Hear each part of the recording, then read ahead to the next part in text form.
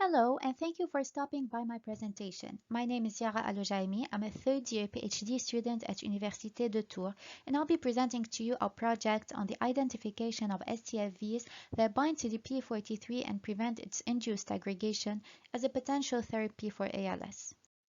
TDP-43 is a DNA-RNA binding protein that normally shuttles between the nucleus and the cytoplasm. However, under pathological conditions, TDP-43 tends to mislocalize to the cytoplasm and aggregate.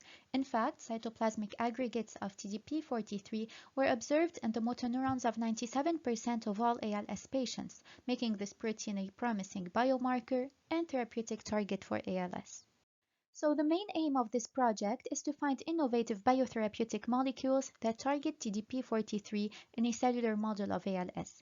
By means of phage display, we screened the library of scFv clones for their binding to wild-type TDP-43. The selected scFvs, B1 and D7 sequences, were then inserted in a plasmid and expressed in HEC293 T cells overexpressing TDP-43.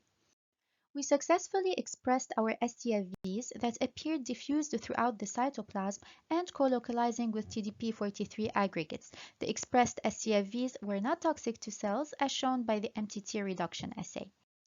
Interestingly, in silico binding site prediction revealed that B1 and D7 probably bind to the RNA recognition motif 1 and or prion-like domains of TDP-43, both of which are involved in TDP-43 pathology.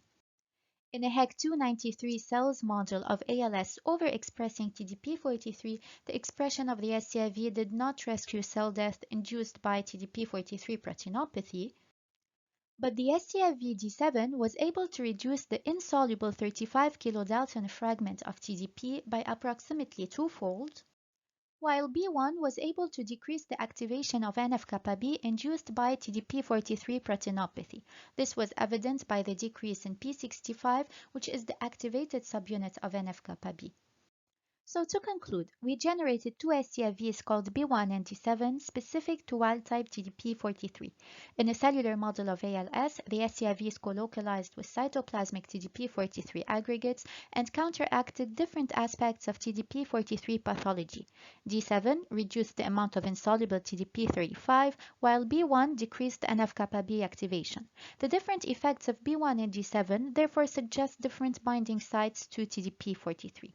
Future studies will focus on enhancing the administration of the scFvs to target cells by complexing them to pegylated superparamagnetic iron oxide nanoparticles, or spions, as described on poster TST22. Thank you for your attention.